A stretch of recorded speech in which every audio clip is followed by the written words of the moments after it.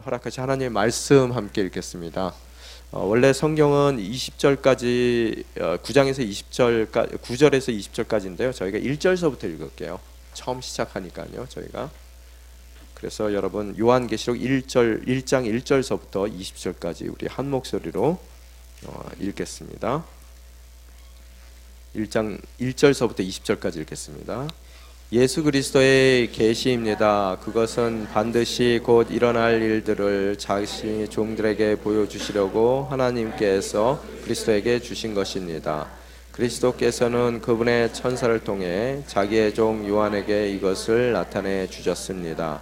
요한은 그가 본 모든 것을 증언합니다. 그것은 곧 하나님의 말씀과 예수 그리스도의 증거입니다. 이 예언의 말씀들을 읽는 사람과 듣는 사람과 그 안에 기록된 것을 지키는 사람은 복이 있습니다. 때가 가까웠기 때문입니다. 요한은 아시아에 있는 7 교회에 편지를 씁니다. 지금도 계시고 전에도 계셨고 앞으로도 오실 분과 그분의 보좌 앞에 있는 7 영과 충성된 증인들이시며 죽은 사람들만 처음 나시고 땅의 왕들을 다스리는 분이신 예수 그리스도의 은혜와 평강이 여러분에게 있기를 빕니다. 우리를 사랑하시고 그분의 피로 우리의 죄에게 우리를 해방시켜 주신 분, 우리를 그분의 아버지 하나님을 위해 나라와 제사장들로 삼아 주신 분께 영광과 능력이 세세 무궁토록 있기를 빕니다. 아멘. 보십시오. 그분이 구름을 타고 오십니다. 각 사람의 눈이 그분을 볼 것이며 그분을 찔렀던 사람들도 볼 것이며 땅의 모든 민족이 그분으로 인해 통곡할 것입니다. 반드시 그렇게 될 것입니다. 아멘. 주 하나님 지금도 계시고 전에도 계셨고 앞으로도 오실 분이신 전능자에게 말씀하십니다.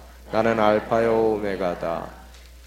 여러분의 형제이며 예수 안에서 환난과 나라와 인내를 함께 나누는 분, 하나님의 말씀과 예수의 증언 때문에 밤모섬에 있었습니다. 나는 주의 날 내 뒤에서 울리는 나팔소리 같은 음성을 들었습니다. 말씀하시기를 내가 본 것을 책에 기록해 그것을 7개 곧 에베소, 서머나, 버가모, 두아디라, 사데, 빌라델피아, 라오디게아 교회로 보내라. 나는 내게 말씀하시는 음성을 알아보려고 몸을 돌렸습니다. 내 몸을 돌렸을 때 7 촛대가 보였고 그 촛대들 사이에 인자 같은 분이 끌리는 옷을 입고 가슴에 금띠를 띠고 계셨습니다. 양털과 눈처럼 희고 그분의 눈은 타오르는 불과 같고 그분의 발들은 용광로에서 재련된 청동 같고 그분의 음성은 맑은 그는 분의 오른손에 오른별을 그분의 입에서는 좌우에 날선 검이 나왔고 그분의 얼굴은 해가 힘있게 비추는 것 같았습니다. 내가 그분을 볼 때 나는 죽은 사람처럼 그분의 발 앞에 엎드려졌습니다. 그러자 그분이 자기의 오른손을 내게 얹고 말씀하셨습니다. 두려워하지 말라. 나는 처음이요 마지막이다. 나는 살아있는 자다. 나는 죽었었으나 보라, 나는 영원토록 살아있는 자니 나는 죽음과 음부의 열쇠를 가지고 있다. 그러므로 내가 본 것들과 지금 있는 일과 일들을 기록하여라. 내가 본 내 오른손의 7 별과 7 금촛대의 비밀은 이것이니 7 별은 7 교회의 사자들이요 7 촛대는 7 교회다. 아멘. 예. 여러분이 지금 긴 1장 내용을 다 읽으셨어요. 3절에 보면은 뭐라고 써 있냐면요. 뭐라고 써 있어요? 이 예언의 말씀을 읽는 사람과 듣는 사람과 그 안에 기록된 것들을 지키는 사람들은 어떻다고요? 복이 있습니다. 그래서 이 중에 한 복이라도 먼저 빨리 받으시라고 제가 함께 다 읽었습니다. 요게 읽는 자, 듣는 자라는 이야기가 나왔다는 얘기는 무슨 얘기냐면요. 예전에는 저희 같이는 이렇게 성경이 쉽게 읽을 수 있는 것이 아니었잖아요. 그래서 두루마기 성경을 갖고 회당에서 사람들이 모이면은 두루마기를 펴서 사람들이 돌아가면서 읽는단 말이에요. 그래서 보통 한 7 사람 정도가 돌아가면서 그 말씀을 읽어요. 바로 그 얘기를 하고 있는 거예요. 그러면 7명이 차례로 돌아오면서 두루마기를 펴서 뭐 이렇게 짝대기 이렇게 이렇게 돼 있는 거 보셨죠? 영화 같은 데서요. 그럼 이렇게 자기가 짚어가면서 쭉 읽으면은 7명이 돌아가서 읽으면은 전체 회중은 그걸 듣는단 말이에요. 그게 이 얘기가 뭐냐면 읽는 사람과 듣는 사람이라는 얘기는 말씀을 읽고 듣는다는 이야기도 되지만 동시에 그 당시 초대교회의 예배예요. 그래서 예배에 임하는 모든 사람들, 예언이라는 말씀을 중심으로 해서 모인 여러 사람들이 읽는 또 듣는 그런 예배에 임하는 그런 사람들, 또 예배에서 배웠던 또 읽었던 들었던 그 말씀들, 깨달았던 말씀들을 삶 가운데 지키는 사람들이 복되다는 이야기를 오늘 1장 3절의 말씀을 통해서 저희가 들려주고 있습니다. 여기에 보면은 1절서부터 쭉 읽다 보면은 여러분 오늘 우리가 읽는 요한 계시록에 계시록이라는 그 말 자체, 이름 자체에 나온 것 같이 계시라는 그 단어가 나와요. 그 계시라는 단어가 이제 성경에 보면은 원래 원어 성경에 보면은 아포칼립시스라고 해서 이 계시라는 그 히라보가 제일 먼저 첫 번째 등장을 하게 되거든요. 그래서 그 이제 계시록이라는 이름을 이 책이 얻게 됐는데, 여러분이 오늘 3절에서 읽은 것 같이 예언이라는 말이 있고 또 계시라는 말이 있단 말이에요. 그러면 여러분이 이 계시와 예언의 차이가 뭔지를 좀 아셔야지 앞으로 여러분이 성경을 읽어 나가시는데 좀 도움이 될 수 있겠다라는 생각이 듭니다. 항상 보면은 좀 비슷한데 다른 것들이 있어요. 그래서 예를 들어서 제사장과 예언자가 있잖아요. 그러면 여러분이 제사장하고 예언자하고 좀 비슷비슷한 것 같은데 그 차이가 뭘까라고 생각하면 제사장 쉽게 이해하면 이해를 하기 위해서는 제사장은 하나님에게 사람을 대표해서 가는 사람이 제사장이에요. 그래서 사람으로부터 하나님으로예요. 그죠? 그러면 예언자는 뭐예요? 하나님의 말씀을 들고 사람에게 오는 사람이란 말이에요. 그래서 그 사람은 어떻다고요?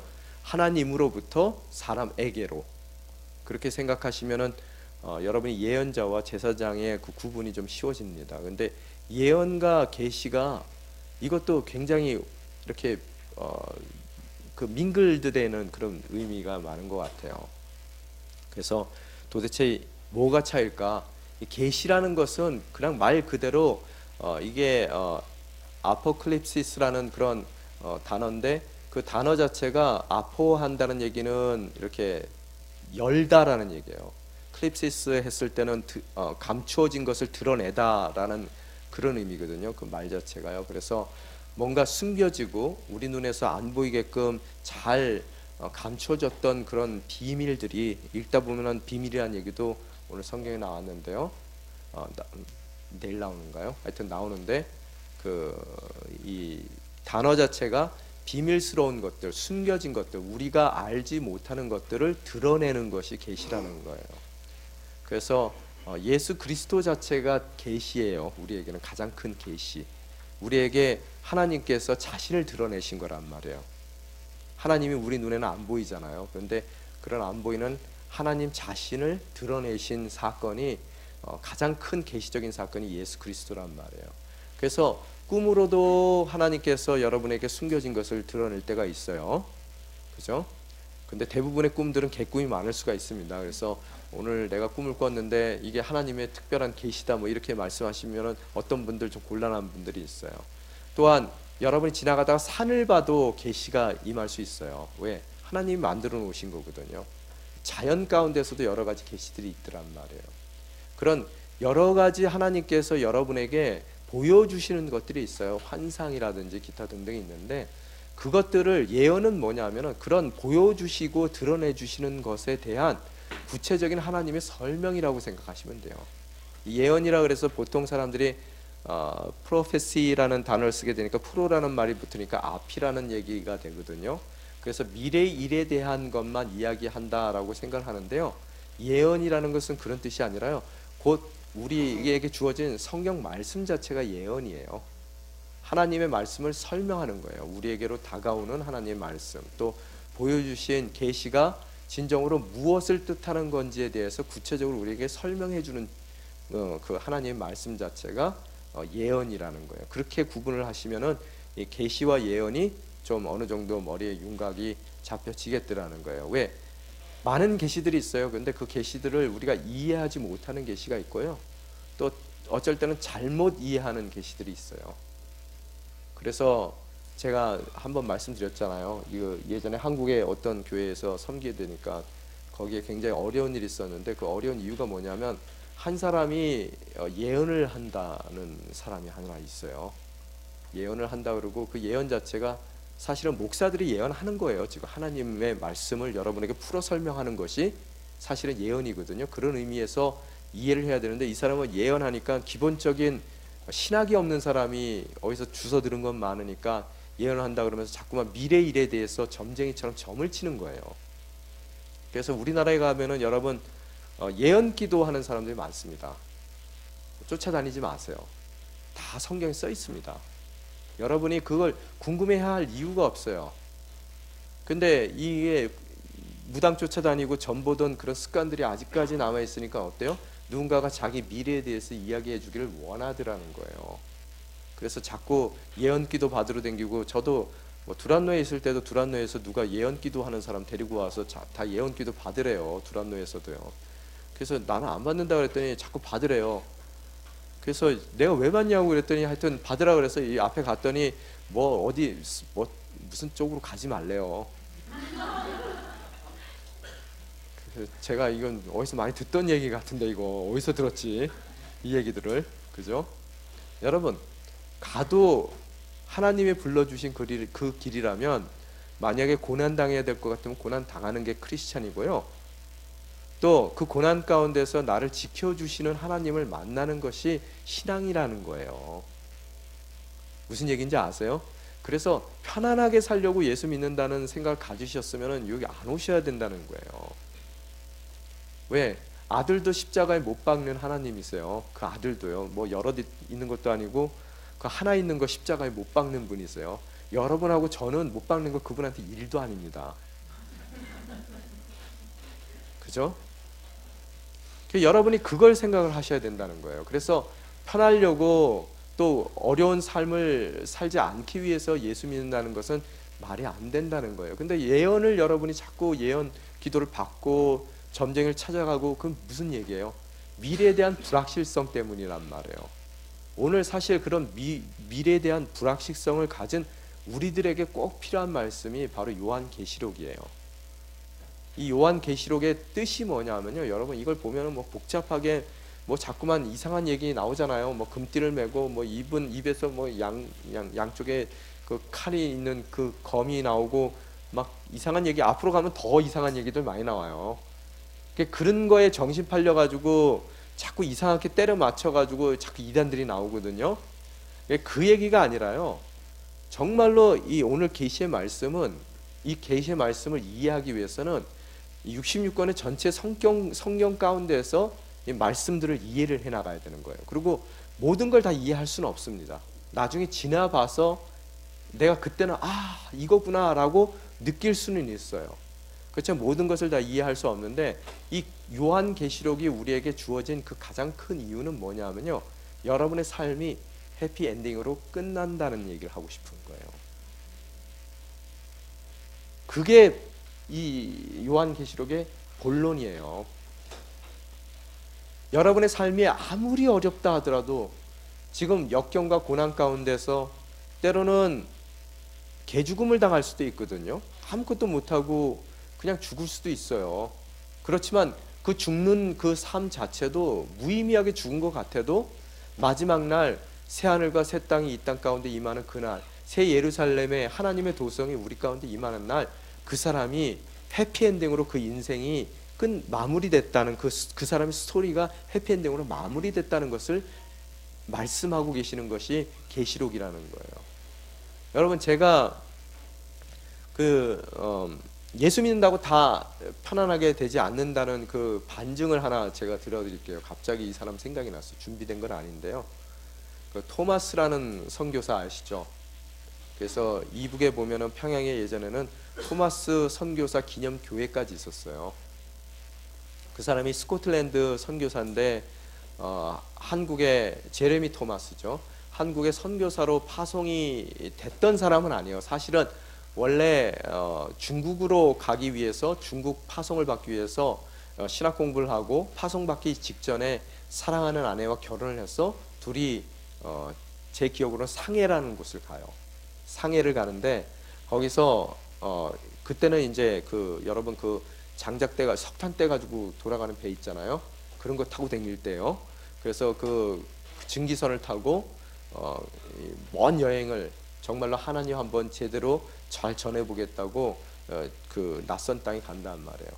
가서 사역을 하다가 이 사람이 베이징에 볼 일이 있어서 잠깐 베이징으로 출장을 가요. 그 사이에 아무도 아는 사람이 없고 아무도 의지할 데 없는 그런 상해에서 부인이 혼자 무슨 특별한 그 지방에 풍토병이 걸려서 죽게 돼요. 와 보니까 부인이 죽었어요. 어떤 사람이에요? 신혼의 단꿈을 지금 꾸고 있고 하나님을 향해 나아갔던 사람들이란 말이에요. 그죠? 그런데 어떻다고요? 상해에서 그 하나님 일을 하겠다고 갔는데 자기가 있을 때 자기가 임종을 맞이할 수 있었던 것도 아니고 그냥 죽어버리더라는 거예요. 돌아와서 너무 큰 충격에 빠져요, 이 사람이요. 그래서 식음을 전폐했다고 써 있어요. 제가 어디 영어로 읽은 책이에요.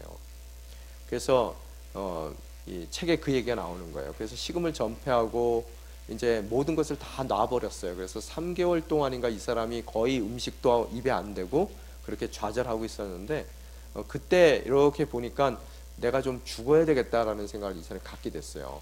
내가 빨리 죽어서 부인한테 내가 사랑하는 아내 곁으로 가야 되겠다라는 생각을 갖고 이렇게 보니까 자살은 할 수 없고 이렇게 보니까 한국이 지금 조선이란 나라에서 막 사람들을 갖다가 예수 믿으면 다 잡아 죽일 때예요.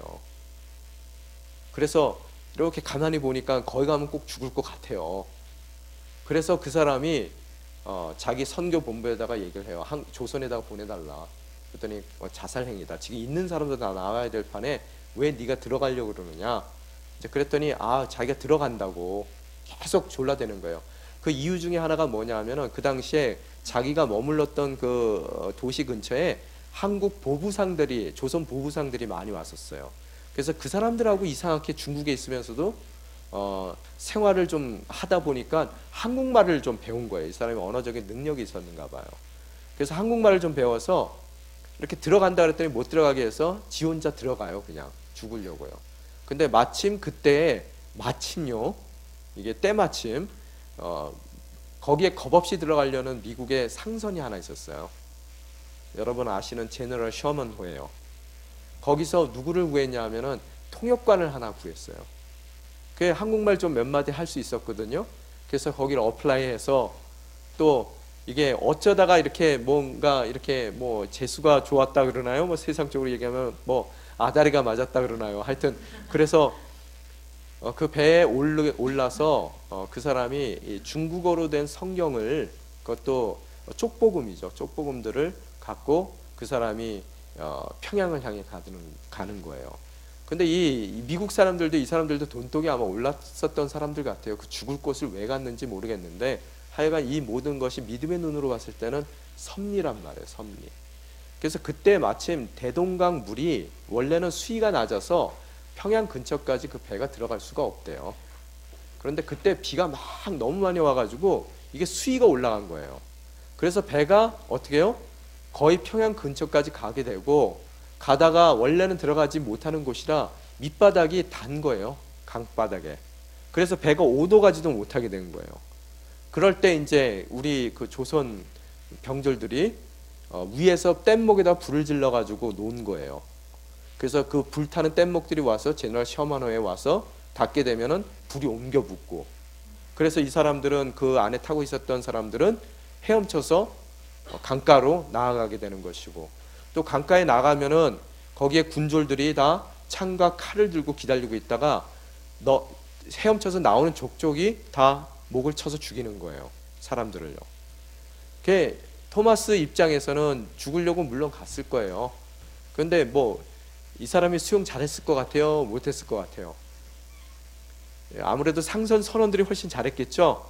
그러면 틀림없이 제가 제 구성을 해보면은 아마 배에서 아직까지 이 사람은 성경책 자기가 들고 갔던 게 있으니까 그래도 명색이 선교사인데 그 성경책을 어떻게 좀 안 태우려고 노력을 했겠죠. 그러다가 배에 남아있다가 도저히 안 되니까 성경책 하나를 가슴에 품고 헤엄쳐 나가더라는 거예요.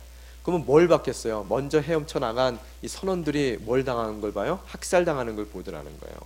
이리저리 도망다니고, 여러분 한번 영화의 한 장면을 생각해 보세요. 피가 튀고 살려달라고 울고불고 얘기하는 매달리는 선원들도 있었을 것이고, 잔인하게 살해를 당하고 온 이 강가는 피투성이가 되어 있고 아수라장이 되어 있을 거 아니에요. 그런데 그 사람이 어떻다고요? 가슴에 성경책 하나 꽂고 헤엄쳐 간단 말이에요. 그래서 거기에 도착해서 도착하니까 군졸이 하나 왔어요. 칼에는 피가 뚝뚝 떨어지는 칼을 들고 군졸이 왔단 말이에요. 그 군졸한테 성경책 꺼내서 줘요. 내밀어요. 그랬더니 군졸이, 그때는 성경책을 만지기만 해도 사형을 당할 때거든요. 그래서 그 사람이 안 받아요. 그러면 이제 자기가 해야 될 일은 자기가 해야 될 일으로서 다 끝났다라고 생각하고 그 자리에서 무릎 꿇고 기도를 했어요. 하나님이 갑자기 살려주셨어요? 안 살려주십니다. 어지간해서는 안 살려주세요. 그래서 어떻게 해요? 그 자리에서 목이 잘려서 죽게 되더라는 거예요. 그래서 모든 그 사람의 스토리는 거기서 끝난 거로 되잖아요. 아무것도 못했어요. 성경 하나 전해주지 못하고 제대로 전도도 제대로 못해보고 그 생을 마감하게 되더라는 거예요. 그런데 왜 토마스 선교사 기념교회까지 생기냐고요, 평양에. 그 이유가 뭐냐 하면요, 이 목을 자른 이 군졸이 집에 가서 곰곰이 밤에 자려고 그랬더니 잠이 안 오는 거예요. 그 기도하는 모습이 자꾸 눈에 떠오르는 거예요. 남들은 다 살려고 도망가든지 아니면은 살려달라고 애걸복걸하고 매달리고 그런 걸 죽였는데, 그러면 이놈들 잘 죽였다 생각이 들었는데, 뭔가 자기한테 뭘 내밀다가 자기가 안 받는다 그러니까 탁 무릎을 꿇더니 기도를 촥 하는 모습을 그게 머릿속에서 지워지지 않으면서 어떤 생각이 드냐 하면은 내가 좀 의로운 사람 하나를 죽인 것 같다라는 죄책감이 들기 시작하는 거예요. 이 사람 마음 가운데, 군졸 마음 가운데요. 그래서 이 사람이 밤새도록 엎치락뒤치락 하면서 그 기도하는 모습이 떠오르질 않아가지고 없어지지 않아서 밤에, 야밤에 그 사람이 죽어있는 그 시체가 자빠져 있는 그 자리에 가게 돼요. 그래서 그 피 묻은 성경 하나를 그 성경을 자기에게 주려고 그랬던 그게 도대체 뭘까라는 궁금증 가운데서 그것을 갖고 오게 된단 말이에요. 그러면서 이 사람이 까막눈이에요. 까막눈. 그래서 한문을 못 읽는 거예요. 서당을 안 다녀서요. 그래서 자기 자기 조카가 하나 서당 다니는 애가 있었는데 걔를 불러와요. 그 다음서부터 어떻게 해요? 그 성경 공부가 시작이 됐어요. 둘이서 성경 공부하기 시작하는 거예요. 그러면서 동네 사람들 몇 명이 모여가지고 자체적으로 성경 공부가 시작이 돼요. 그래서 훗날 그 조카가 청나라로 넘어가서 청나라에서 청나라인가요? 그 당시에 청나라 맞죠? 청나라에 넘어가서 그 사람들 가운데 있는 선교사님들을 만나게 되고, 그 선교사님들을 통해서 제일 처음으로 요한복음, 쪽복음을 한국말로 번역하는, 그러니까 중국어에서 한국말로 그 제일 처음 나온 우리나라 쪽복음, 그 요한복음을 번역한 번역가가 돼요. 그래서 우리나라에 어떻다고요? 성경이 우리나라 말로 처음으로 번역되는 역사가 일어나게 되더라는 거예요. 이해가 되십니까? 무슨 얘기예요? 제가 하는 얘기가요. 여러분 인생 가운데서도 동일하다는 거예요. 나는 끝이라고 생각하고 그게 모든 것이 허물어졌다라고 생각하는 그 순간에 어떤 일이 일어난다고요? 하나님의 역사가 일어나서 내가 해야 될 내가 하지 못했던 그 일까지도 그분께서는 정말로 아름다운 이야기로, 그분 때문에 우리가 가능한 거거든요. 지금 오늘날요. 그런 아름다운 해피엔딩의 결과로 다 마무리 시켜놓으시더라는 거예요. 여러분, 그 사람이 그렇게 애틋한 마음 가운데서 부인을 보냈고 또 자기도 제대로 못다한 그 일 가운데서 목이 달아나는 일이 있어도 새하늘과 새 땅 가운데 어떤 일이 일어난다고요? 그 둘은 다시 부활하게 될 것이고, 부활한 그 둘은 누구의 품에 안겨요? 예수님의 품에 안겨서 지금 그 사람을 통해서 일으켰던 한국교회의 많은 일들에 대한 그런 면류관을 받게 될 거라는 거예요. 이해가 되십니까? 바로 그 얘기를 하는 거예요, 오늘요. 이 계시록이라는 것 자체가요. 근데 이거를 잘못 해석을 여러분이 무조건 모든 것의 미래 일에 대한 얘기다라고 생각해서 무조건 모든 것을 다 미래 일에 깨 맞춰다 보면은 여러분이 굉장히 잘못된 오류 가운데 빠질 수 있어요. 그래서 오늘 성경을 보게 되면은 그 배경을, 오늘 본문의 배경을 잠깐 살펴보면요, 저자가 누구라고 이야기합니까? 요한이죠. 요한이 언제쯤 쓴 거예요, 이게요? 추측건대 95년, AD 95년쯤에 쓰여진 책일 것 같아요. 그러면은 AD 95년이라는 시절은 어떤 시절이냐 하면은 가장 기독교가 이 로마 제국에 의해서 굉장히 핍박받고 있었던 그런 때예요. 그래서 네로가 집권을 했었던 데가 AD 65년일 겁니다. 그래서 네로라는 한 사람이 시작으로 해서 기독교가 핍박받기 시작하죠. 그 전까지만 하더라도 제가 예전에도 한번 말씀드린 적이 있는데 기독교를 로마 사람들이 뭐라고 생각했어요? 유대교의 한 종파라고 생각을 했죠. 그래서 이 로마 제국에서도 다른 건 몰라도 유대인들을 종교적으로 탄압해서는 안 된다는 레슨을 알고 있는 사람들이에요. 절대로 저 사람들은 종교적인 탄압을 견뎌낼 사람이지 종교적인 탄압으로 우리가 누를 수 있는 대상이 아니라는 것을 그들은 알고 있었거든요. 그래서 유대교만큼은 그들이 굉장히 포용적으로 인정을 해주고 있었어요. 그렇기 때문에 초대의 예수님 당시에 또 예수님 돌아가시고 나서 진짜 초대교회에서는 그게 뿌리가 내리기 전까지는 어느 정도 핍박을 피해갈 수가 있었단 말이에요. 근데 네로가 들었으면서 또 기독교인으로서 이방인들이 기독교 안에 들어오면서 이방 교회들이 생기기 시작하면서 이 기독교에 대한 정체성을 기독교인들도 깨닫게 되는 것이고, 또 유대인들이나 또 이 로마 제국에서도 기독교인에 대한 그 정체성을 갖다가 이제는 다른 것으로 이해하기 시작했단 말이에요. 근데 그때 무슨 일이 일어나냐면은 네로 시대의 가장 유명한 사건이 뭐예요? 로마 방화 사건이죠. 그죠? 그래서 네로가 그랬다고 사람들이 다 얘기하죠. 그죠? 좀 정신병자적인 기질이 있는데 좀 미학적인 그런 삶을 살았대요. 그래서 이 로마 자체가 마음에 안 들었대요. 건물 양식이고 뭐고. 그래서 그거 새로 짓고 싶은데 새로 질 수가 없어서 그 불을 질렀다 그러잖아요. 그래서 그게 이제 자기한테로 화살이 나오니까 그것을 모면하기 위해서 그 이스케이프 고트라 그러죠. 뭔가 책임 전가해서 하는 그런 대상으로 누구를 삼았어요? 이 기독교인들을 삼게 되더라는 거예요. 그들이 불을 질렀다. 그들은 피를 마신다. 그들은 사람의 살도 먹는다. 성찬식을 잘못 이해하는 그런 얘기죠. 그래서 핍박을 받게 되고 그때서부터 엄청난 핍박 가운데 있다가 그 후에 쭉 나오다가 도미시안이라는 그 황제 때는 황제 숭배를 본격적으로 시작을 하거든요. 아무래도 황제권이 좀 약화되는 그런 시절이 있었기 때문에 모든 황제 숭배를 통해서 이 큰 그 제국을 하나로 만들려는 그런 의도를 갖고 있었던 사람이란 말이에요. 그런데 이거는 유대인들도 말 안 듣고 기독교인들도 말을 안 듣는 거예요. 그래서 70년 AD 70년대에는 아예 유대인들 또한 성전을 갖다가 예수님께서 살아계실 때 돌 하나도 남지 않을 거라는 예언을 하신 것 같이 AD 70년에 정말로 이 로마 군인들이 예루살렘을 쳐들어와서 이 성전에 돌 하나 남기지 않고 다 무너뜨려 버리는 사건이 일어나게 되더라는 거예요.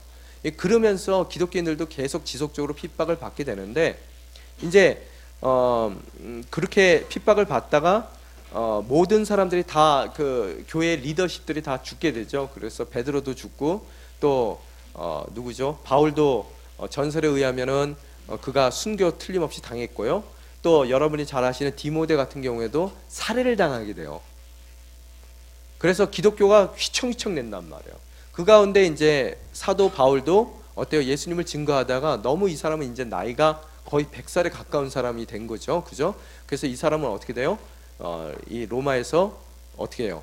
이 반모섬으로 유배를 보내게 되더라는 거예요. 그래서 반모섬은 여러분 그 순장 여러분 자료에도 잘 나와 있지만 작은 섬이에요. 근데 그 섬은 바위로 뒤덮여 있는 섬이에요. 그래서 뭘 했냐면 그 당시에 정치범을 중심으로 해서 유배를 보내서 강제 노역을 했던 곳이에요.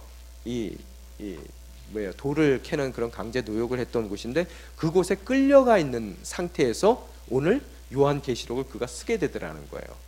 그래서 다시 본론으로 돌아가면은 무슨 얘기냐면은 기독교가 가장 핍박받고 어렵고 힘들고 좌절할 수밖에 없는 상황 가운데 정말로 이제는 뒤로 물러날 자리도 없고 어떻게 손을 댈 수 있는 그런 처지가 아닌 처지 가운데서 어떻다고요? 하나님께서 이 외딴 곳에 채석장에 있는 요한에게 계시를 보여주시는 것으로서 정말로 그가 속해 있는 그런 어려운 환경을 뛰어넘는 믿음의 눈을 그에게 허락해 주는 것으로서 어떻다고요? 그 어려운 고난의 시간을 이겨낼 수 있도록 하나님께서 그를 통해서 교회를 독려하고 위로하고 권면하는 책으로서의 이 계시록을 여러분이 보실 수 있어야 되겠더라는 거예요. 뭐라고요? 해피엔딩이라는 거예요. 그들이 갖고 있는 모든 지금 어려움 가운데서도 그들의 끝은 해피엔딩이라는 거예요. 오늘 새벽 예배 할 때도 제가 그 예를 들었어요. 제가 잘 들은 얘기 있잖아요, 여러분. 우리가 그 신데렐라를 보더라도 신데렐라가 어때요? 여러분, 자기네들끼리 셋이서 춤추러 갔단 말이에요. 나보러는 어떻게 해요? 빨래하고 바닥 닦고 있으래요. 평소에도 그렇게 날 괴롭히더니, 그죠? 그러면 여러분 혼자서 신데렐라가 땅바닥 닦고 이렇게 빨래하고 자기네들끼리는 다 거기 멋있는 왕궁에 가서 춤추고 노는데 얼마나 화가 나겠어요. 눈물도 나고요. 그런데 그 입장 가운데 있을 때, 그렇게 어려운 가운데 있을 때 만약에 신데렐라가 그 자기의 그 불쌍한 모습에 마음이 동한 착한 요정이 날라와서 호박 덩어리 갖고 멋진 마차를 만들고 또 쥐 잡아다가 이 마부를 만들고 하여튼 거기다 옷도 예쁘게 입혀주고 유리구두 신겨줘서 그 축제장에 가라고 한다는 그 얘기를 안다면은 그 지금 바닥을 닦고 있고 빨래를 하는 그 마음이 어떻겠냐는 거예요. 또한 그것뿐만 아니라 왜 해필이면 12시까지야? 왜 시간을 못을 박아? 그죠? 그렇지만 그 못을 박았기 때문에 12시가 다가오자 정말로 아쉬운 상태에서 왕자를 저버리고 자기가 뒤를 돌리고 막 쫓아오는데 또 신발이 그때 우연하게 벗겨져서 그 신발을 하나 남기고 오는 바람에 나중에 그 남자가 안달이 나서, 그죠? 밤에 잠이 안 오고, 그죠? 상사병이 걸려서 그 신발을 들고 온 왕국을 다 누비고 다니면서 찾다가 자기를 착 만나서 결혼하게 돼서 왕비가 됐다. 그 이야기를, 해피엔딩의 이야기를 안다면은 지금 어떻다고요?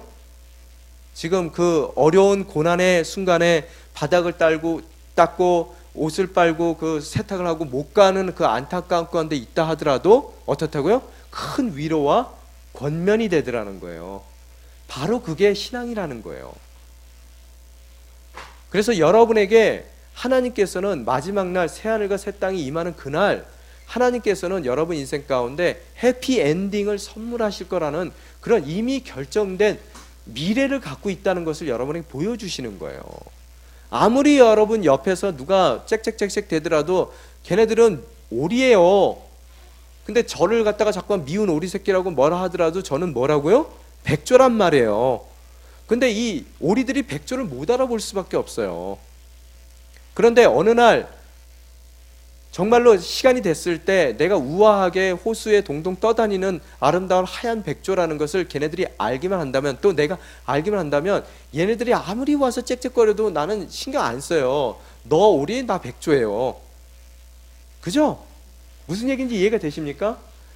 그래서 아무리 지금 시저를 통해서, 네로를 통해서 도미티아는 황제를 통해서 그 누구를 통해서 내가 고난받고 힘들고 어렵고 잡아 죽임을 당하고 이 모든 것이 마지막 날 되면은 하나님께서 그 모든 사람들을 부활시킬 것이고 부활한 우리들이 임하는 그 하나님의 나라는 새하늘과 새 땅이 임하는 옛 땅은 찾아볼 수도 없어요. 흔적을. 그런 새 예루살렘이 임하는 바로 이 예수님과 우리를 혼인잔치로 비유해서 예수님과 결혼하는 교회의 모습으로 교회가 승리했다는 것, 교회가 정말로 그분의 그 신데렐라가 왕비가 된 이야기와 같이 어떻다고요? 왕비가 되었다는 그 하나님의 나라의 왕비가 되었다는 그 해피엔딩의 그 날을 이야기하고 있다는 거예요. 그래서 우리로 하여금 이것을 깨달을 때 우리가 겪는 그 어려움 자체가 결코 우리에게 큰 어려움이 그 문제가 아니라는 거예요. 인내할 수 있다는 거예요. 제가 늘 여러분에게 말씀드리는 모토 중에 하나가 뭡니까? 오늘을 이기는 힘? 뭐라고요? 영원이죠. 영원. 이터니티. 여러분에게 새하늘과 새 땅이 임한다는 거예요. 그 해피엔딩의 날이 오기 때문에 오늘 모든 것은 그 해피엔딩을 향한 뭐예요? 롤러코스터와 같은 그런 뭐예요? 흥미진진한 이야기로 히스토리예요. 그분의 이야기로 어떻다고요? 가득 찬 그런 인생을 우리가 살아간다는 거예요. 밋밋한 인생을 왜 사세요?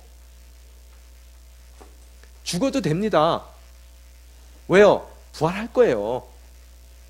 부활해서 여러분이 눈 딱 뜨는 날 뭐가 여러분을 기다리고 있어요? 새하늘과 새 땅이 또 신랑이신 예수 그리스도께서 혼인잔치를 나를 위해서 준비하신 그 혼인잔치가 우리 인생 가운데 기다리고 있다는 거예요. 왜 전달이 안 되는 것 같죠? 바로 계시록이 바로 그 이야기입니다. 그래서 여러분 딴 걸 보시지 마세요. 그래서 이 보면은 역사적으로 봤을 때 보수적인 건전한 신앙을 가진 사람들은 계시록을 설교를 안 해요. 그래서 계시록을 피해요. 그래서 여러분 그 자료에도 나오는데요. 칼빈도 모든 66권에 대한 주석을 다 썼거든요. 근데 하나 안 썼어요. 뭐예요? 계시록을 안 썼어요. 손대기 싫은 거예요. 저도 계시록 갖고 설교를 22장하고 20장 갖고만 해봤지 다른 데에서는 설교를 해본 적이 없어요. 저도 전도서도 해본 적이 없지만요. 하여튼 왜 이러는지 모르겠어요. 전도서에다가 이제 계시록까지 아주 부담을 콱콱 주는데요. 하여간 부담스러운 책이면 확실해요. 그렇지만 이 책을 이 책이 그 알라고리칼 해석이라는 말이 있거든요. 이게 뭐냐면은 귀에 붙이면 귀걸이고요, 코에 붙이면 코걸이에요. 그래서 얼마든지 어디다 갖다 붙일 수 있는 이야기란 말이에요. 모든 이야기들이. 그래서 이단들이 제일 많이 선호하는 그 성경 구절이 다 어디서 나와요? 이 계시록에서 나오더라는 거예요. 그래서 여러분이 거기에 현혹되시면 안 된다는 거예요. 주제는 뭡니까? 해피엔딩이에요. 그 해피엔딩이라는 말씀을 미리 여러분에게 계시 드러내 주시는 그 숨겨진 사실들을 비밀들을 드러내 주시는 이유가 뭐예요? 초대교회에 너무 힘들었던 역경의 사건들이 있었고 그 역경 가운데 미래를 바라보게 됐을 때 완성된 그날을 바라봤을 때 어떻다고요? 절대로 이 일이 내가 뭐예요? 가치 없이 허망하게 끝나는 일이 아니라는 것을 이야기해 주는 거란 말이에요. 희망을 주는 거예요. 절망 가운데. 이해가 됐습니까? 그래서 우리나라에서도 유독 많이 계시록이 읽혀지고 기독교인들에게 사랑을 받을 때가 있었어요. 언제일까요? 일제강점기 때요.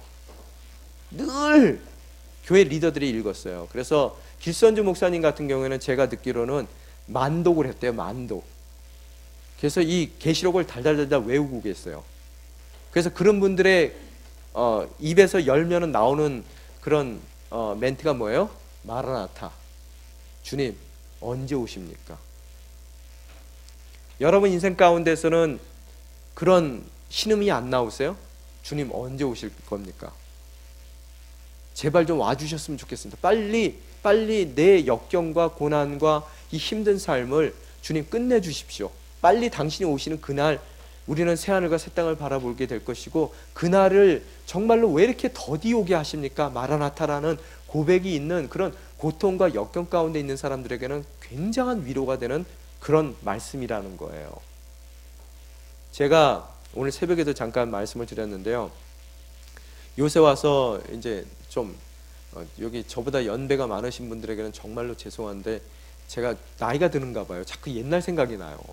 왜는지 모르겠어요. 캐나다에 와서 그리고 마음이 약해져서요. 자꾸 예전에는 굉장히 뭐 이렇게 한번 결단하면은 앞뒤 안 보는 사람이거든요. 그냥 밀어붙이고 그러는 사람인데 요새는 이게 자꾸만 이게 예전 같지 않은 걸 느껴요. 그러면서 요새 옛날 생각이 나면서 옛날에 어떤 모습이 생각나냐면은 저는 옛날에 정말 마라나타를 많이 외치던 사람이에요. 신앙 생활이 그렇게 뭐 아주 좋아서 그렇게 한 게 아니라 그만큼 어렸을 때부터 이민 생활이 그렇게 쉬웠던 사람이 아니에요. 어려서부터 정말로 겪어야 안 겪어도 될 만한 일들까지도 너무 많이 겪었어요. 그래서 참 어려웠어요. 그 재정적인 문제도 어려웠고 영주권의 문제도 있었고 또 재정적인 문제가 있으니까 어때요? 가정도 편안하지 않아요. 그래서 굉장히 이렇게 극도의 스트레스 가운데 그 10대를 보낸 케이스란 말이에요. 그리고 제가 대학 다닐 때도 소원이 뭐였었냐면요, 이제 한 번도 일을 안 하고 대학을 다녀본 적이 없어요. 그래서 공부만 한번 원 없이 해보는 게 이제 대학 다닐 때 소원이었거든요. 근데 이제 그로소리라 그러잖아요. 그로소리요. 요새는 그게 한국 사람들이 하시는 분들이 없지만 예전에는 그로소리 다 한국 사람들이 했어요. 근데 그게 24시간도 하고 밤 11시까지 하고 그러거든요. 그럼 학교 끝나면은 이제 오밤중에 그로소리 가는 거예요. 가서 밤 11시까지 이제 캐셔하고 집에 들어가고 그러면은 또 새벽같이 일어나가지고 또 부모님 가게 가서 일하고 또 학교 가고 뭐 그런 시간을 계속 반복했어요. 그러니까 너무너무 시간 날 때마다는 뭐 도서관에 가 앉아 있는 게 아니라 수업과 수업 사이에도 가서 일하고 뭐 그래야지 뭐가 뭐 먹고 사는 문제가 해결되니까 그런 식으로 살았는데 이제 살면서 그로소리에서 일할 때 이제 토요일 날이다 뭐 그러면은 그로소리 가서 이제 일하는 거예요. 그 일하면은 점심 시간 되면은 밥 때 됐으니까 하여튼 제가 먹은 컵라면만 아마 채워놓더라도 아마 이 방으로 아마 한 가득 컵라면 될 것 같아요. 하여튼 거의 점심은 컵라면으로 먹었으니까요. 근데 컵라면을 딱 이렇게 끓여서 물을 딱 부어 놓으면은 이게 어떻게 손님들이 그렇게 컵라면 물을 부어 놓은 걸 그렇게 잘하는지 부어만 놓으면 사람들이 오는 거예요. 그러면 나중에 딱 먹으려고 그러면 어떻게 돼요? 이게 우동가락 같이 퉁퉁 불어 있는 거예요. 그래서 제가 그때 소원이 뭐냐면은 주님 제발 점심시간에 이렇게 사람들한테 쫓기지 않고 좀 편안한 마음으로 밥 먹을 수 있는 직업 갖게 해주세요. 그게 제 기도 제목이었어요. 할렐루야. 됐어요. 그래서 목사가 점심 먹는데 뭐 방해 안 하시더라고요. 그래서 특히 한국 가서 제가 목회를 하는데 점심 때 보면은 편안하게 이렇게 밥을 먹을 때마다 제가 속으로 늘 감사했어요. 주님, 제 기도를 들어주셨군요. 제가 이렇듯 쫓기지 않고 점심 먹을 줄 제가 어떻게 알았겠습니까? 이제 그런 생활을 했어요. 제가 이 얘기를 말씀드리는 이유가 뭐냐면요, 과거 생각을 많이 한다 그랬잖아요. 과거를 생각하면서 제가 그때 굉장히 하나님 원망도 많이 하고 그랬거든요. 근데 요새 와서 하나님이 저한테 묻는 것 같아요. 바꿔주랴? 없었던 걸 하고 새로운 브랜드 뉴 메모리로 그 과거의 추억들을 다 바꿔주랴? 하나님이 저한테 그렇게 물으시는 것 같아요. 그래서 제가 뭐라고 그랬을 것 같아요. 그렇게 어렵고 저도 맨날 마라나타 주님 언제 오십니까 이제 이러고 있었는데요. 뭐라고 그랬을까요? 제가 하나님께요. 아니요. 감사합니다. 왜? 그런 일이 있어야지만 어떻게 돼요? 지금 제가 이민교회의 목사가 될 수 있어요. 그죠? 그래서 그거를 돌이켜 봤을 때 그 모든 일들이 감사하더라는 거예요. 왜냐하면 여기서 사시는 분들 이렇게 보면 또 애들도 보면은 그 눈빛만 봐도 제가 어떤 상태라는 게 대충 마음에 와 닿아요. 아, 저 사람 되게 힘들겠구나. 뭐 이런 마음들이요. 그죠?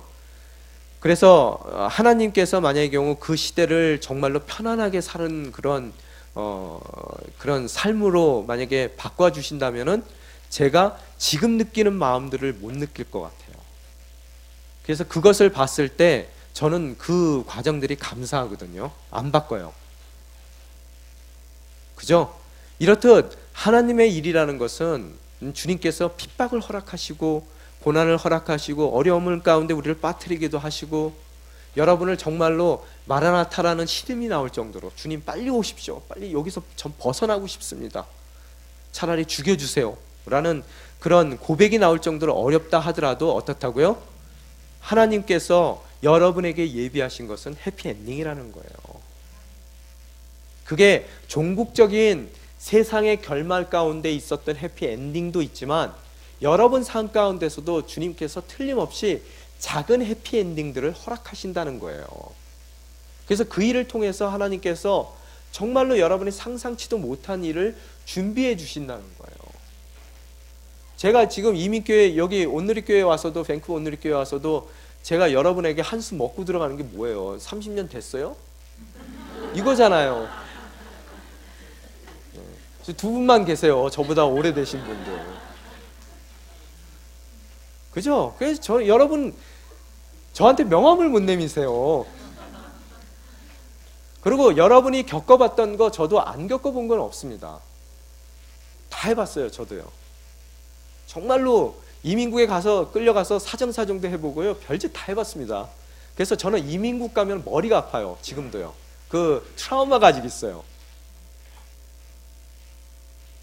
그래서 예전에 아내 그 이민 신청하는데도 이민국 가서 막 이제 좀 제가 좀 과하게 그 사람들한테 이제 좀 반응을 보인 적이 있어요. 이 트라우마가 있으니까 하나 뭐가 클릭되니까 좀 크게 나오더라고요. 그래서 그렇게 한 적이 있는데 하여간 그 모든 것을 뒤집어 봤을 때 어떻다고요? 하나님께서는 해피엔딩으로 마무리하기 때문에 그 해피엔딩이 어떻게 우리 삶 가운데 일어날지는 몰라요. 구체적으로 알 수가 없습니다. 그죠? 여러분이 어떻게 알겠어요? 저는 제가 목사 될지 꿈에도 몰랐거든요. 그것도 밴쿠버에서 온누리교회 온누리교회 제가 담당 목사가 될지 제가 어떻게 알았겠습니까? 근데 만약의 경우 이것을 알았다면 그 모든 과정들이 오늘을 위한 그런 하나님의 준비 과정이었다는 것을 알기만 했다면 그때 제가 그토록 죽는다, 힘들어 죽겠다, 숨쉬기가 어렵다 뭐 이런 얘기를 안 했겠죠. 지금도 마찬가지예요. 왜 지금 제가 어려운 일이 없겠습니까? 어려운 일 있죠. 힘든 일도 있고요. 그럴 때마다 생각하는 게 뭐예요? 그 전에 모든 것들을 해피엔딩으로 만들어주신 주님께서 지금의 모든 일 또한 해피엔딩으로 만들어 주실 것이다 라는 것에 대한 확신이 있단 말이에요.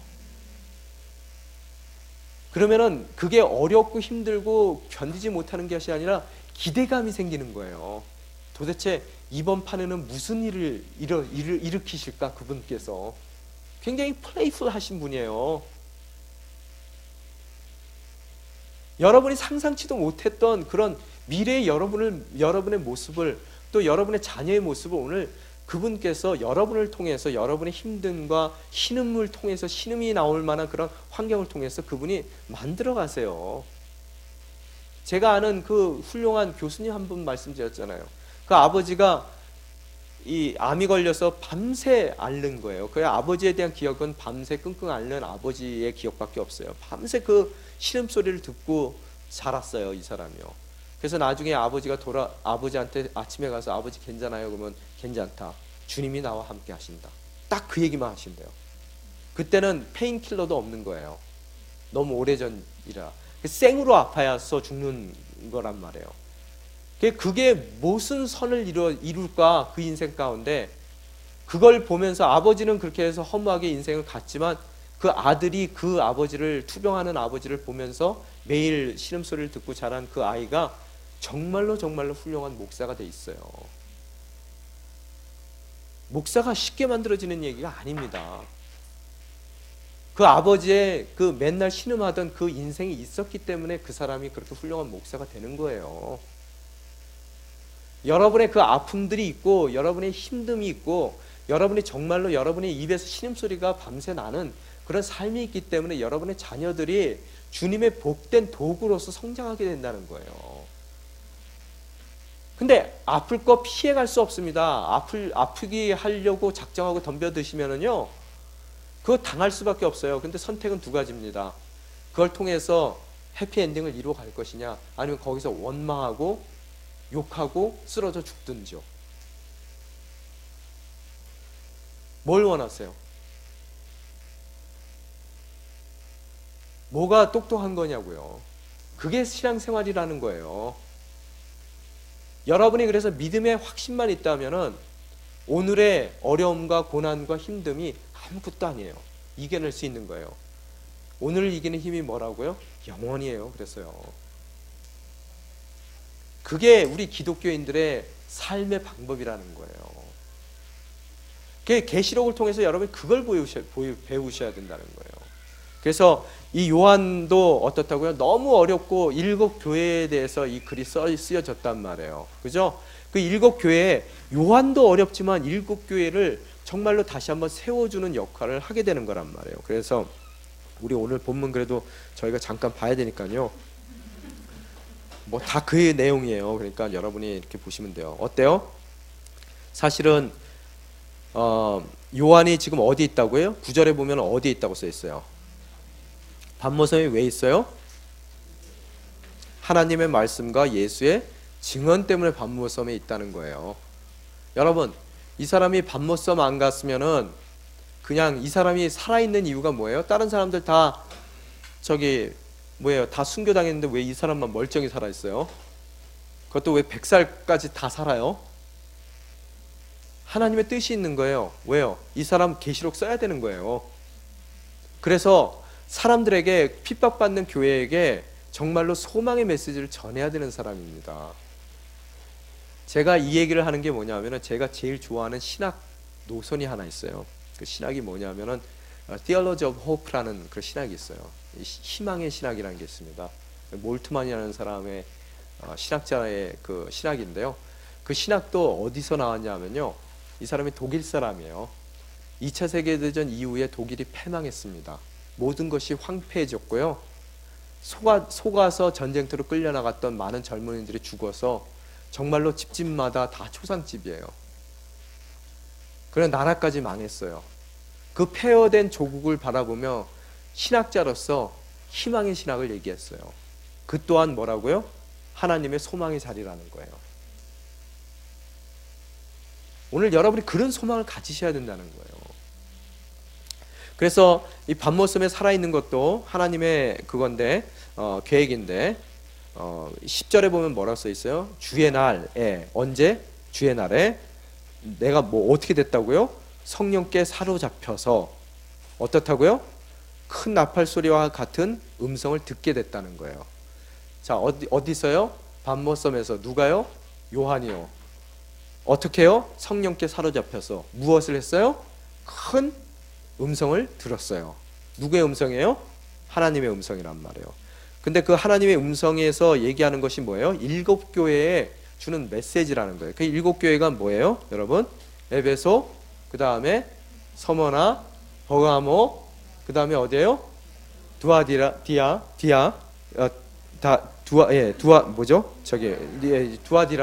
그 다음에 뭐예요? 사대, 그 다음에 빌라델피아, 그 다음에 그 밑에 뭐예요? 라오디가께. 이 7 교회, 소아시아에 있는 7 교회에 편지를 쓰라는 거예요. 이게 무슨 소리냐면요, 이 사람이 원래 에베소를 중심으로 해서 목회 활동을 했었어요. 그래서 에베소는 여러분 잘 아는 것 같이 바울에 의해서 아마 세워졌겠죠, 그죠? 세워지고 그 다음에 이 사람이 나중에 후에 에베소를 중심으로 해서 요한이 목회를 했단 말이에요. 그래서 그 근처에 있는 7 교회에 이 요한이 영향력을 좀 목회적인 영향력을 갖고 있었던 것 같아요. 근데 이들이 여러분 잘 아시는 것 같이 서머나 같은 데나 이 사대 같은 경우에는 황제를 섬겼던 그런 신전이 있는 곳들이란 말이에요. 굉장히 어려운 곳이에요. 이런 곳에서 지금 황제 숭배를 강요하는 그 광역 가운데서 신전까지 있는 도시 가운데서 신앙생활 한다는 것 자체가 쉬운 일이 아니었을 거라는 거예요. 그들에게 정말로 어려운 일이지만 인내하고 참고 또 신앙을 저버리지 않고 버티기만 한다면 어떻다고요? 그들 인생 가운데 곧 반드시 어떻다고요? 오늘 1장에 보면 뭐라고 써 있어요? 곧 반드시 일어나는 그 일들이 있다는 거예요. 그래서 기대하라는 거예요. 그래서 그 교회에게 보내진 거예요. 그러면 장르가 뭡니까? 자, 항상 장르를 생각해야 돼요. 장르가 뭐예요? 서신입니다. 서신. 근데 어느 문학적인 그런 그 플레이버를 갖고 있냐면요, 묵시 문학적인 플레이버를 갖고 있어요. 그래서 많은 환상적인 얘기들이, 우리가 현실적으로 바라보기엔 좀 어려운 이야기들이 가장 현실적일 수밖에 없는 문학 장르인 편지에, 서신에 담겨 있는 글이 바로 이 요한계시록이라는 거예요. 그래서 현실과 어떻다고요? 환상은 그렇게 동떨어진 것이 아닙니다. 우리가 두 발을 딛고 서 있더라도 우리가 믿음만 있으면은 우리의 마음은 이미 어디에 가 있어요? 성취될, 그 약속이 이루어질 성취의 날에 가 있단 말이에요. 우리의 삶이. 이해가 됩니까? 그 삶을 사셔야 된다는 거예요. 그래서 거기에 대해서 보니까 뭐를, 음성을 들으려고 이렇게 뒤돌아보니까 뭐가 보여요? 12절에요. 예, 7개의 금초대가 보인단 말이에요. 금초대는 여러분 뭘 뜻하는 거예요? 예, 교회를, 7개의 교회를 뜻하는데, 이 지도상에서 보면은 지금 우리가 7개 그 도시를 얘기한 그 도시의 모양이 곧 금초대 모양으로 생겼대요. 저는 아무리 들여다봐도 모르겠는데요, 사람들이 그러더라고요. 이렇게 예수님 얼굴 그림 그려놓은 거 있잖아요. 산에 눈 내린 것 같이. 그런 식으로 여러분 한번 들여다보세요. 지도책을 갖다 놓고 그러면 은초대, 이렇게 금초대, 이렇게 촛대 모양으로 생겼대요. 그런 거 보니까 또 그런 것 같기도 하고요. 하여간 그래서 이 그 7 금초대를 보았는데, 그 촛대는 일곱 교회를 뜻하는 것이고, 거기에 촛대 사이에 인자가 있다는 거예요. 그래서 그들에게 인자라는 것은 뭐예요? 예수 그리스도를 뜻하는 거죠. 그분의 어떤 모습 갖고 있어요? 십자가에 달린 예수님이 아니라 정말로 흉악하고 이렇게 낮은 모습의 예수님이 아니라 정말로 너무나 높은 예수님의 모습으로, 심판자의 모습으로 그 사이를 어때요? 걷고 있다는 거예요. 그 사이에 계시다는 거예요, 그분이요. 그래서 뭐라고 써 있어요? 머리카락이 흰 양털, 눈처럼 희고 아주 순결하고 고상한 그분의 모습이고, 눈은 타오르는 불과 같고, 뭐예요? 정말로 통찰력이 있어서 우리의 죄와 심판할 그 심판의 내용들을 철두철미하게 넓은 깊은 통찰력으로 바라보시는 분이고, 그 발은 어떻다고요? 재련된 총동 같고, 이 당시에 이 의미는 뭐냐면은 이 총동은 밟고 일어서는 그런 힘을 뜻하는 거란 말이에요. 그래서 심판자로서의 모든 힘이 있는 분이라는 거고, 음성은 맑은 소리와 같다라고 그러는데, 많은 물소리 같다는데, 이것은 그분의 위세를 나타내는 것이고, 또 오른손에 7 별을 들고 계셨다 그러는데, 7 별은 뭘 뜻한다 그랬어요? 뭘 뜻했어요? 7 교회가 있었고, 그 교회에 있는 지금 목자들, 목사님들을 7 별에다 비유했단 말이에요. 리더십들을요. 그죠? 그래서 그들을 오른손에 들고 계시다는 거예요. 자, 예수님의 오른팔에 들려 있으면 어떻겠습니까? 든든하겠죠? 바로 그 얘기를 하고 있는 거예요. 변하지 말라는 거예요. 든든히 잡고 있으니까요. 그러고 나서 얼굴에는 해같이, 입술에는 좌우의 날성감 같고, 말씀에 능력이 있는 거고요. 얼굴에 해같이 빛났다는 얘기가 뭐예요?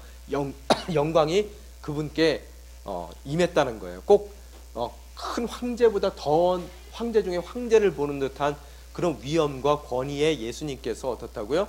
7 리더십을 오른손에 쥐고 계시고, 또 7 교회를 그 사이에 계시는 것으로서 그 교회를 지키고 있는 모습을 우리들이 바라볼 수가 있게 되더라는 거예요. 그래서 그걸 보는 순간에 너무 놀라서 이 사람이 기절했어요. 17절에 보면요, 그죠? 영광에 압도돼서 기절했더니 뭐라 그래요? 하나님께서 두려워하지 말라. 나는 처음이요 마지막이다. 알파와 오메가라는 얘기 있죠? 그래서 처음이요 마지막이다. 그래서 예수님께서 자기를 지칭하시면서 뭐라 그랬어요? 나는 죽음과 음부의 열쇠를 가지고 있다. 죽음도 이기신 분이고, 모든 음부에 있는 권세도 그분이 갖고 계신 분이라는 거예요. 그 어떤 것도 우리를 해치지 못한다는 것을 말씀하고 계시더라는 거예요. 그래서 그래서 그러므로 어떻다고요? 지금 보고 있는 것들, 그리고 지금 일어나는 일들, 또 앞으로 일어날 장차의 미래에 대한 기록을 하라는 거예요. 보여줄 테니까 기록하라는 거예요. 그래서 어떻다고요? 그것을 7교회에게 전달하라는 서론적인 내용들이 오늘 본문 말씀 가운데 담겨 있더라는 거예요. 오늘 말씀을 정리하고자 합니다. 여러분, 오늘 요한계시록 가운데서 말씀하시고자 하는 것은 뭐예요? 절망 가운데서의 소망이에요. 하나님께서는 특별한 섭리가 있기 때문에 그 교회도, 그 아들도 아낌없이 십자가에 내놓으신 것 같이 그 교회도 때로는 어려운 고비 가운데 또 역경 가운데 내몰기도 하시더라는 거예요. 그럼 여러분 인생 가운데서 동일하게 그분은 어려움을 허락하십니다. 근데 그 어려움을 이길 수 있는 힘이 뭐라고요? 바로 성취된, 약속의 성취될 그날을 통해서 오늘을 봤을 때 우리가 그 모든 어려움을 넉넉히 이겨낼 수가 있게 되더라는 거예요. 그래서 오늘 우리에게도 여러분이 이곳 캐나다 땅에서 살면서 얼마나 많은 힘든 어려운 고비들을 여러분은 넘기겠습니까? 그렇지만 그 삶을 통해서, 캐나다 땅 가운데서의 삶을 통해서 주님께서 예비하시고 또 성취하시는 그 약속의 날, 성취할 그 해피엔딩의 날이 있습니다. 그 날을 바라보시면서 그 날을 통해서 오늘을 바라보시는 그런 신앙의 관점 가운데서 정말로 이 흔들리지 않고, 비록 우리가 밟고 있는 이 땅은, 우리 두 발로 밟고 있는 이 땅은 어려움의 땅이고 힘듦의 땅, 괴로움의 땅이라 하더라도 정말로 여러분의 마음과 눈은 그 성취되는 날을 바라보며 넉넉히 그 주어진 환경 가운데 인내하며 잘 극복해 나가는 저와 여러분이 되시기를 주님의 이름으로 축원합니다. 이 시간 함께 기도하며 나아가기를 원합니다. 주님, 저에게 희망을 주시옵소서. 그 희망 가운데 희망을 갖기 위해 필요한 것은 저희의 올바른 관점입니다. 이 풍파 속에서, 폭풍 속에서 폭풍을 바라보는 것이 아니라 주님을 바라보고, 또 주님께서 우리 인생 가운데 성취할 그 약속의 성취의 날을 바라보는 것으로서 오늘을 넉넉히 이길 수 있는 복된 인생이 될 수 있게 도와주시옵소서. 흔들리지 않고 주님만 바라보며 인내하며 오늘의 아픔과 힘듦과 어려움 가운데 그 어려움의 이유, 궁극적인 이유와 또 어려움을 통해서 당신께서 우리 삶 가운데 이루고자 하는 당신의 선하신 뜻을 온전히 이루어드릴 수 있는 복된 인생이 될 수 있도록 이 시간 저희의 눈을 그 미래의 날, 주님께서 원하시는 성취의 날에 저희 눈이 픽스될 수 있도록 저희의 관점을 붙들어 주시옵소서.